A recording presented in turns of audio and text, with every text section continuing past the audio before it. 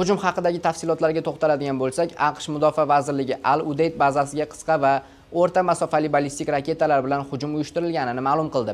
Qatar Mudofaa vazirligi esa havo hujumidan mudofaa tizimlari bazani nishonga olgan Eron raketalarini muvaffaqiyatli tutib olganini aytdi. Hujum esa soat 19:30 da amalga oshirilgan bo'lib, Erondan Al-Udeyd aviabazasi tomon 7 ta raketa uchirilgani ma'lum qilindi. Ammo Qatar ham AQSh ham Al-Udeyd aviabazasi hujumdan bir necha kun oldin evakuatsiya qilinganini tasdiqladi. Shuningdek, keyinchalik matbuot brifingida rasmiy ma'lumotlar e'lon qilinib, Qatar Ichki ishlar vazirligi Erondan jami 19 ta raketa uchirilganini tasdiqladi. Qayd etilishicha, mazkur 19 ta raketadan faqat bittasigina Al-Udeyd aviabazasiga zarba bergan, ammo mazkur havo hujumi oqibatida qurbon bo'lganlar yo'qligi ma'lum bo'ldi.